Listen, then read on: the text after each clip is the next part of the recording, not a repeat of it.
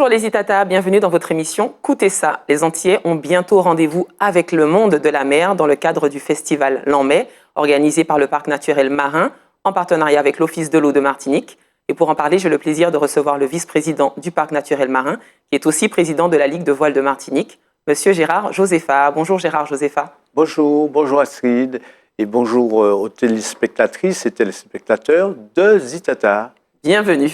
Merci, merci. Alors, vous êtes président du Parc naturel marin, Oui. à ne pas confondre avec le Parc naturel PNRM, comme Oui. on dit, Parc naturel régional martiniquais. Oui. Quelle est la différence et qu'est-ce que le Parc naturel marin? Alors, le Parc naturel marin de la Martinique, effectivement, est une entité qui a été, je dirais, installée depuis quelques années, hein, n'a pas, je dirais, une ancienneté comme le Parc régional de la Martinique. Donc, c'est une entité qui a pour but de s'occuper de l'espace maritime du pays Martinique. L'envergure de ce parc, si on devait le donner en kilomètres carrés, c'est 48 900 kilomètres carrés. Hein. Donc, c'est l'ensemble de la zone économique exclusive de la Martinique, son littoral. Donc, le parc naturel marin de la Martinique, c'est le second parc en termes de dimension pour tous les parcs régionaux marins de la France et de l'Hexagone.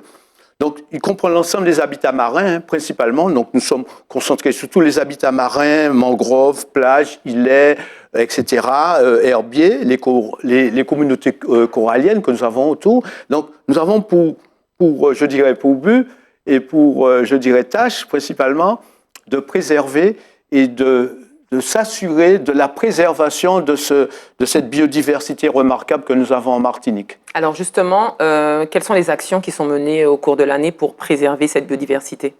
Alors, le parc, comme je dis, hein, créé il n'y a pas longtemps, hein, 2017, hein, donc c'est pas très vieux, nous sommes là.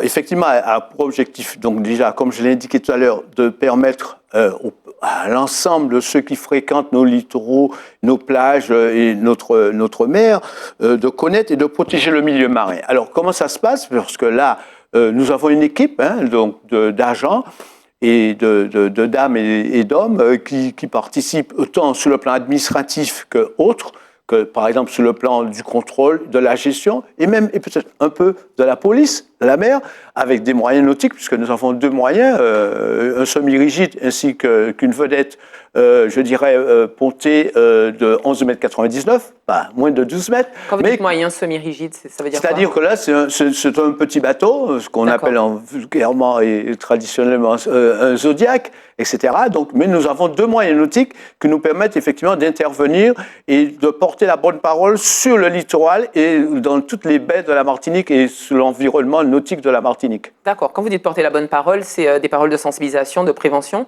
Je pense au Tour des Yoles, par exemple. Est-ce que ça vous arrive d'être présent dans ce festival, dans cet événement qui contribue à réunir beaucoup de Martiniquais et qui peut éventuellement bifurquer sur de la pollution ou des fautes graves?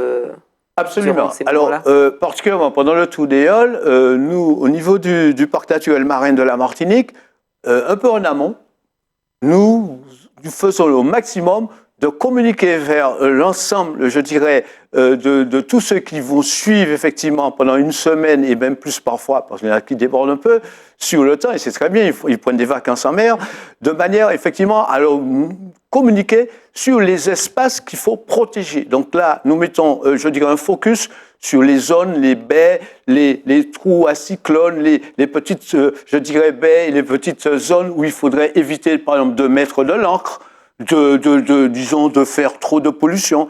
Donc ça, c'est un petit peu en amont. Effectivement, il y a un travail qui a été fait antérieurement par le Parc naturel marin de la Martinique et sera refait à nouveau cette année pour le prochain tour.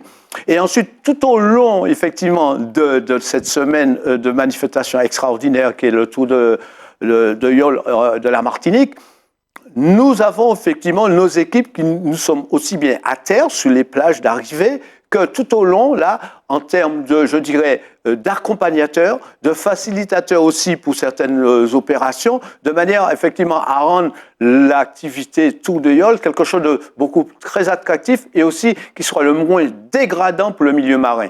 Donc nous avons, c'est un peu le travail, bon, nous sommes une petite équipe, c'est à peu près 25 personnes actuellement, c'est pas mal, mais c'est vrai que nous essayons par nos moyens, y compris les agents, je dirais, pour certains qui sont assermentés, qui ont il faut le dire, hein, ils ont le droit de dresser procès-verbal en lien avec les autres services de l'État, les autres services régaliens. Donc, nous avons, mais notre premier soin, c'est de communiquer la bonne parole à tous les plaisanciers, à toutes les personnes qui fréquentent, je dirais, les espaces, et particulièrement dans ces moments de convivialité qui se trouvent être, entre autres, le Tour de la Martinique en Yole. Très bien. Alors, bientôt aura lieu le festival Bélial en mai. Oui. Qu'est-ce qui a motivé ce festival? Qu'est-ce qui a motivé la création de ce festival? Ben, écoutez, justement, c'est pour amener le Martiniquais à explorer, à s'émerveiller, à protéger un peu plus la mer et je dirais le littoral et l'environnement maritime de la Martinique. Il y a eu un premier, nous en sommes à la deuxième édition, c'est ça? Nous sommes à la deuxième édition qui se tiendra du 12 au 27 avril, etc., sur l'ensemble du territoire de la Martinique. Donc, ce festival, bon, s'est déroulé l'année dernière, en 2022 plutôt, du 27 juin au 3 juillet. Nous avons voulu cette année le mettre à un moment un peu plus festif, qui est un peu la période de Pâques, des vacances de Pâques, l'ouvrir un petit peu plus au plus grand nombre. Et donc, c'est un festival organisé effectivement par le Parc naturel marin, comme vous l'avez dit, en introduction, en partenariat avec l'Office de l'eau. Et durant toutes les vacances de Pâques, c'est plus de 80 activités nautiques qui sont proposées à l'ensemble de la Martinique, à toutes les Martiniquaises et Martiniquais. Et c'est, en plus, il faut le dire, ce sont des activités gratuites et ouvertes à tous. Alors, vous êtes en partenariat avec l'Office de l'eau. C'est quoi le rôle de l'Office de l'eau dans ce festival? Alors, l'Office de l'eau, il vient en partenaire constant.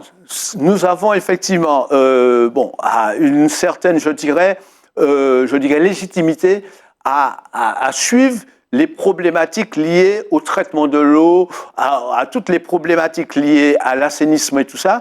Et donc, c'est tout à fait normal que l'Office de l'eau soit en partenariat avec le Parc naturel marin pour pouvoir effectivement faire cette action de sensibilisation au métier d'une bonne qualité de nos eaux marines particulièrement. Alors, vous avez dit que c'est plus de 80 activités qui seront proposées aux Martiniquais. Oui. Quel est l'objectif de ces activités en termes de sensibilisation? Comment vous alliez allier le loisir et puis la sensibilisation? Eh bien, je dirais, en permettant aux Martiniquaises et aux Martiniquais, effectivement, d'aller sous l'eau, de voir qu'effectivement, ils ont quelque chose d'extraordinaire qui est, c'est un stade nautique que nous avons tout autour de l'île, c'est-à-dire c'est un stade, mais qu'il faut, c'est comme n'importe quel stade, de temps en temps, il faut le nettoyer. Il ne faut pas trop le salir. Et c'est ça que nous, on essaie de faire passer comme message. C'est faire en sorte qu'effectivement, la mer, on peut l'utiliser. Alors, beaucoup pensent que la mer va le nettoyer par elle-même. Non, on va faire passer le message qu'il faut éviter de tout jeter dans la mer pour qu'elle soit toujours propre. Et donc, en ayant des activités nautiques, on essaie de faire en sorte que le Martiniquais et la Martiniquais le Martiniquais de manière générale, vérifie que nous avons un espace qui est malgré tout très sensible à la pollution. Donc en découvrant, en l'utilisant comme un moyen, je dirais, de dilettante et de plaisir et de loisir, on a là aussi la possibilité de passer un message et de porter un message pour dire attention, vous voulez que la mer soit toujours belle, vous voulez que la mer puisse toujours vous accueillir, mais il faut la protéger. Et donc, c'est dans l'ensemble des animations, que ce soit en initiation à Yole, en gommier, en voile en général, balade en kayak, etc. On a la possibilité de dire attention. Donc, des messages seront portés. Je prends un exemple très simple. Les balades en kayak. On va demander aux gens d'éviter de pagayer dans les zones sensibles. On demandera aux participants de faire en sorte de faire attention quand vous allez dans certaines zones, dans la baie de Génipa, de ne pas trop donner de coups de pagaie aux racines des palétuviers.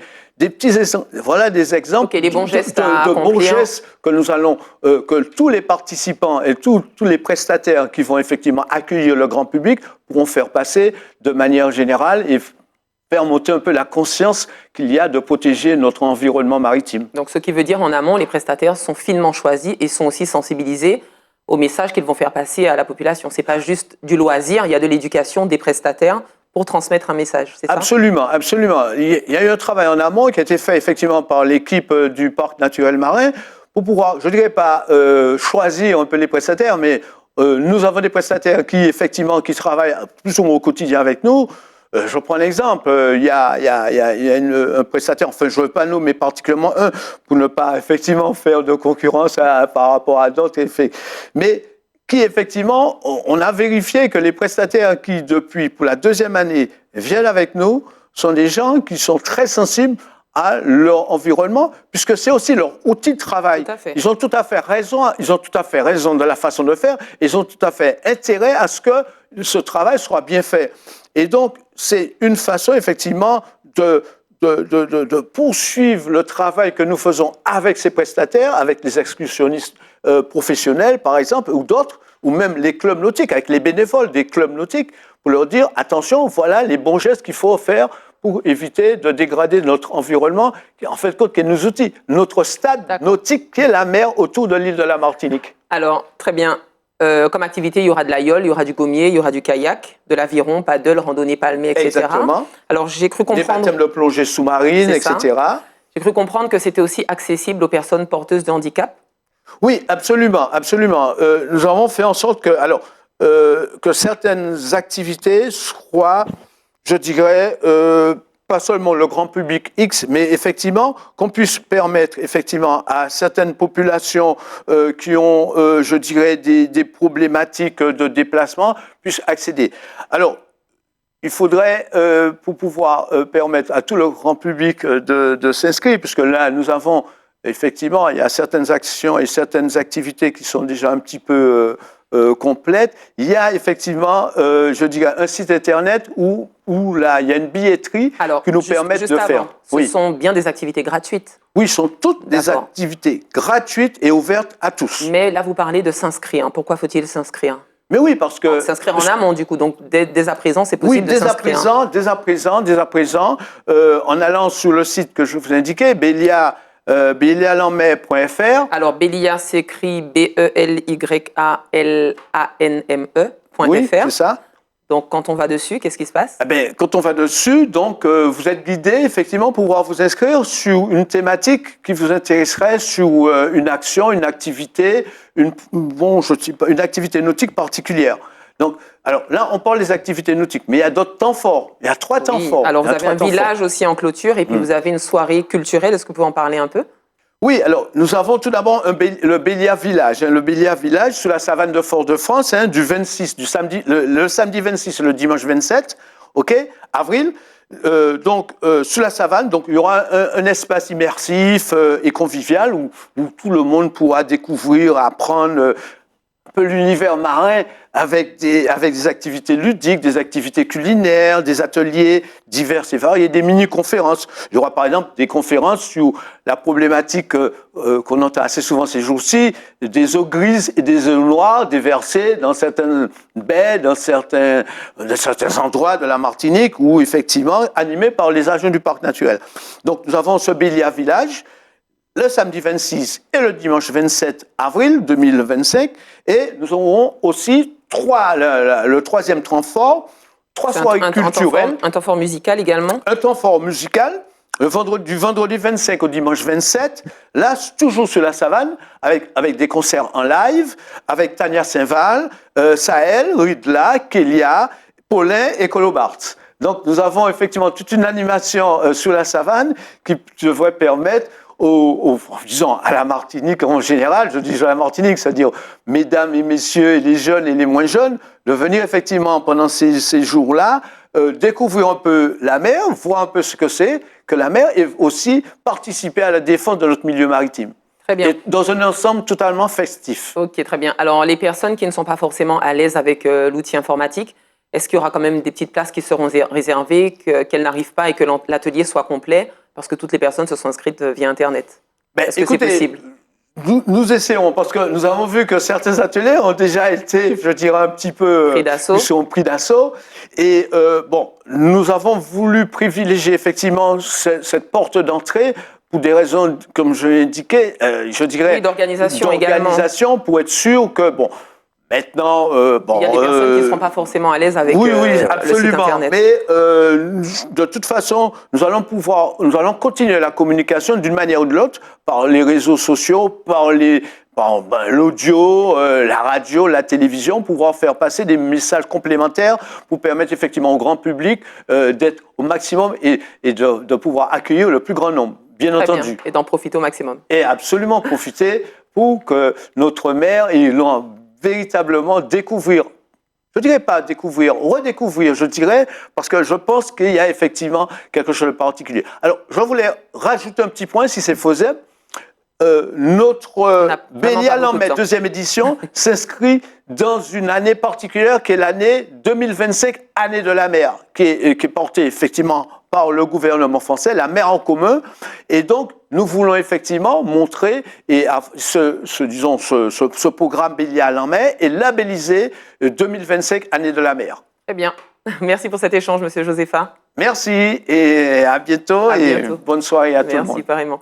Merci aux Itata de nous avoir suivis. J'espère que cet échange vous a plu. Et puis quant à nous, on se dit à très bientôt pour un autre Écoutez ça.